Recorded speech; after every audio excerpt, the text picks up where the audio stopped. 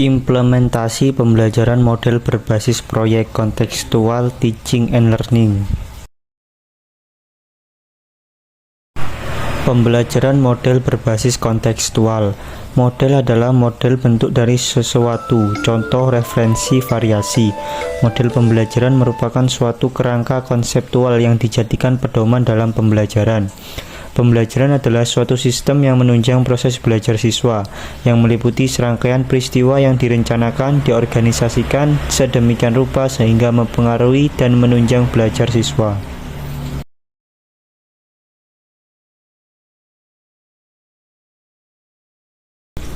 Pembelajaran kontekstual teaching and learning adalah konsep belajar yang membantu guru untuk menghubungkan antara materi yang diajarkannya dengan situasi dunia nyata siswa dan mendorong siswa membuat hubungan antara pengetahuan yang dimilikinya dengan penerapan dalam kehidupan mereka sehari-hari, dengan melibatkan 7 komponen utama pembelajaran kontekstual, yakni konstruktivisme, bertanya, inquiry, masyarakat belajar, pemodelan, dan penilaian autentik.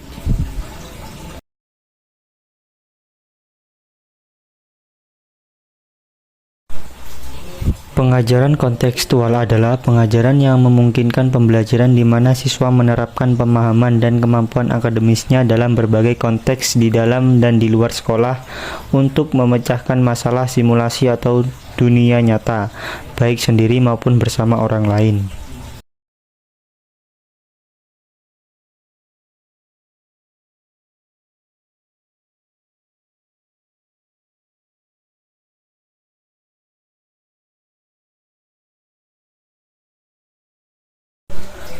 Pembelajaran kontekstual teaching adalah model pembelajaran yang memungkinkan siswa menggunakan pemahaman dan keterampilan akademiknya dalam berbagai konteks, baik di dalam maupun di luar sekolah, untuk memecahkan masalah simulasi ataupun nyata secara individu dan kolaboratif. Pembelajaran ini menawarkan lebih banyak hal, peluang agar siswa dapat melakukan, mencoba, dan mengalami.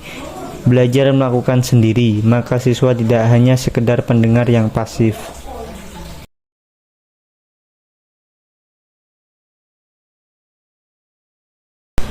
Pembelajaran ini mengutamakan pengetahuan dan pengalaman dunia nyata, berpikir maju, berpusat pada siswa aktif, kritis, kreatif, memecahkan masalah.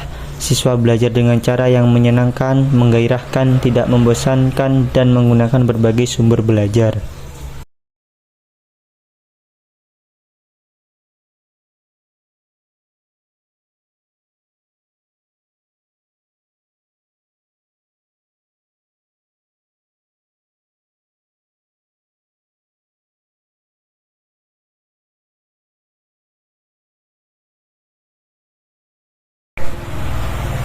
Komponen utama model pembelajaran kontekstual adalah sebagai berikut.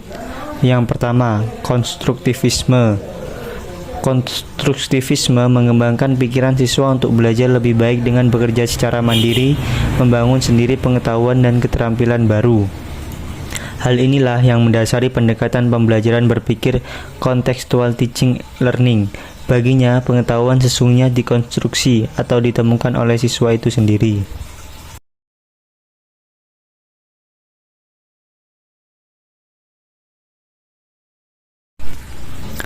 Kedua, inquiry. Inquiry adalah proses pembelajaran yang didasarkan pada pencarian, penemuan melalui berpikir sistematis, perpindahan dari pengamatan ke pemahaman. Siswa belajar berpikir kritis. Dalam hal ini, guru hendaknya menciptakan situasi yang mendukung bagi siswa untuk mengidentifikasi masalah, menjawab pertanyaan, mempelajari metode penelitian, mengembangkan kerangka berpikir, menggunakan prosedur penelitian dan penjelasan terkait pengalaman nyata.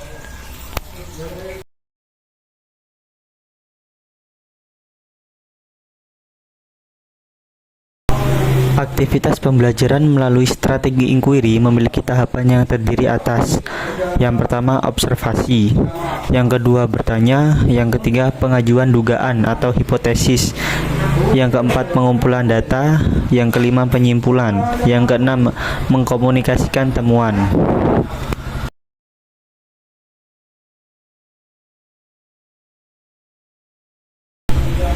3. Bertanya, question, mengembangkan rasa ingin tahu siswa melalui dialog interaktif antara seluruh bagian komunitas belajar.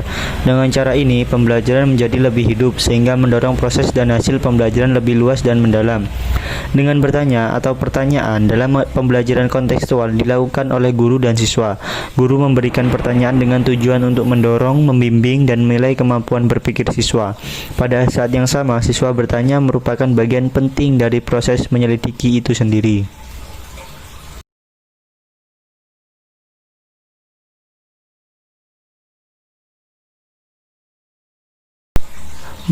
Empat, pembelajaran komunitas, community learning.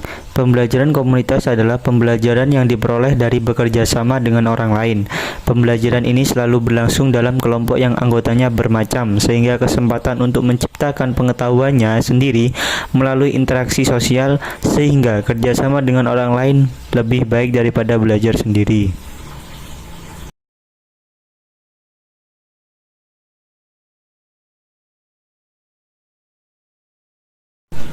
5. Pemodelan. Pembelajaran proses percontohan kepada orang lain. Peserta didik meniru, berlatih, menerapkan pada situasi lain, dan mengembangkannya. Dalam hal ini, model dapat berupa cara bertindak, cara menyelesaikan, atau contoh cara melakukan sesuatu. Jika guru dapat melakukan sesuatu, maka siswa akan berpikir seperti itu.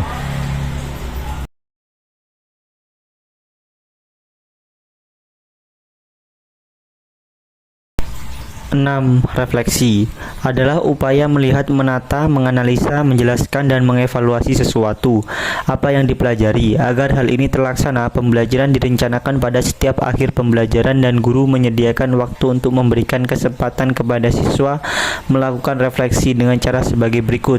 Melalui pernyataan siswa langsung yang diperoleh setelah pembelajaran, dari catatan di buku atau jurnal siswa, pesan dan saran tentang pembelajaran, diskusi, dan berbagai hasil kerja pada hari itu.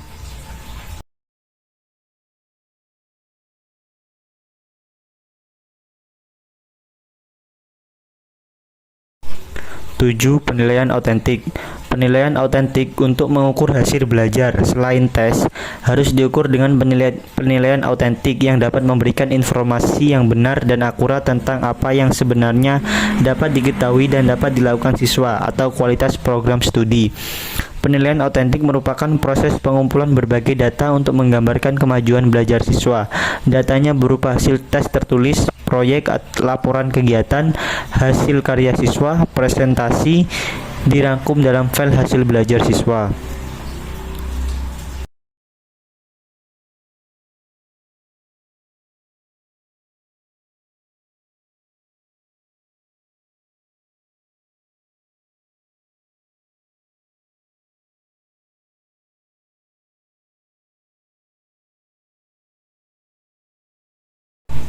Dalam praktek pembelajaran kontekstual yang konstruktivistik terdapat 5 elemen, yaitu pertama, activating knowledge, pengaktifan pengetahuan yang sudah ada.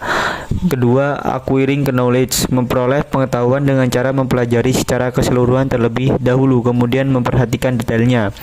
Ketiga, understanding knowledge, pemahaman pengetahuan dilakukan dengan cara, yang pertama, menemukan hipotesis, kedua, melakukan diskusi dan sharing dengan orang lain agar mendapat tanggapan, ketiga, merevisi dan mengembangkan konsep yang telah dipahaminya. Yang keempat, applying knowledge, mengaplikasikan pengetahuan dan pengalamannya dalam situasi baru. Yang kelima, reflecting knowledge, merefleksikan strategi pengembangan pengetahuan tersebut.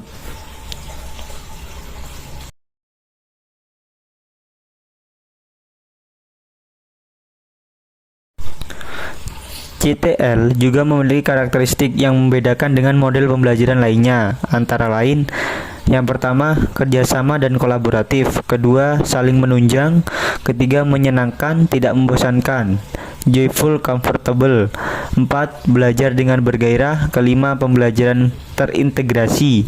6. Memakai berbagai sumber dan data. 7. Siswa aktif.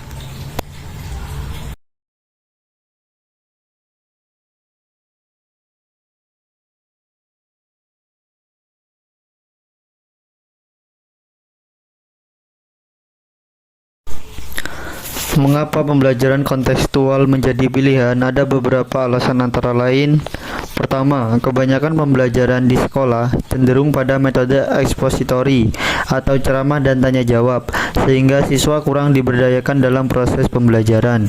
Guru lebih dominan dan siswa menjadi pasif. Guru seolah-olah menjadi satu-satunya sumber pengetahuan. 2. Berdasarkan pandangan konstruktisme yang merupakan landasan filosofi CTL, bahwa pengetahuan dibangun di dalam pikiran orang yang belajar dan bahwa pengetahuan tidak dapat dipindahkan secara utuh dari pikiran guru ke siswa. 3. CTL dipilih sebagai salah satu alternatif strategi pembelajaran dengan harapan siswa akan belajar melalui proses mengalami bukan menghafal sehingga pembelajaran lebih bermakna.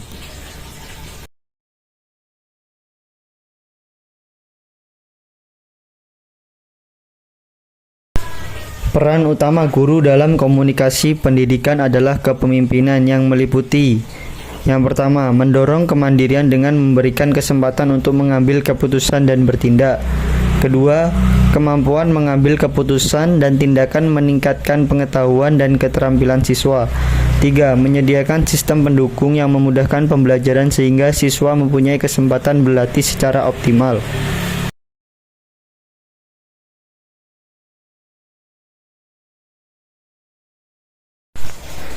Strategi pembelajaran kontekstual memiliki 3 konsep utama. Pertama, CTL menekankan proses di mana siswa dilibatkan dalam penemuan materi. Artinya, pembelajaran berorientasi pada proses pengalaman langsung. Proses pembelajaran dalam konteks strategi pembelajaran kontekstual mempunyai 3 konsep utama. Pertama, CTL menekankan proses di mana siswa dilibatkan dalam penemuan materi. Artinya, pembelajaran berorientasi pada proses pengalaman langsung.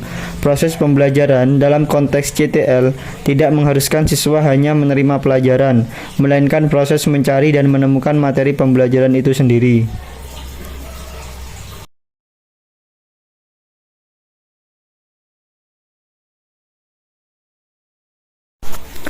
Kedua, CTL mendorong siswa untuk menemukan hubungan antara materi yang dipelajari dengan situasi nyata.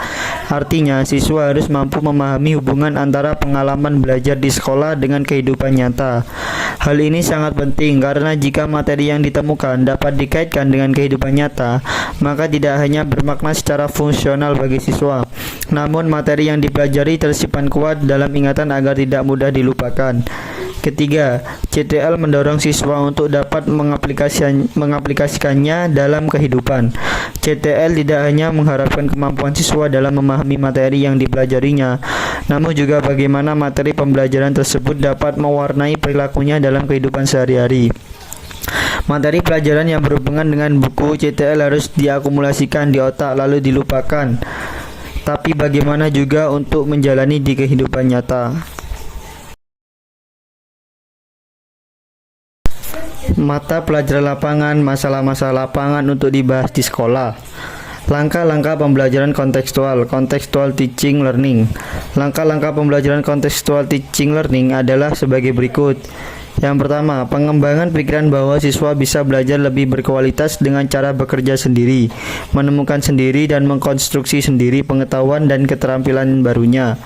2. Melaksanakan sejauh mungkin kegiatan inquiry untuk semua topik. 3. Mengembangkan sifat ingin tahu siswa dengan bertanya. 4. Menciptakan masyarakat belajar. 5. Menghadirkan model sebagai contoh belajar. 6. Melakukan refleksi akhir pertemuan. 7. Melakukan penilaian yang sebenarnya dengan berbagai cara.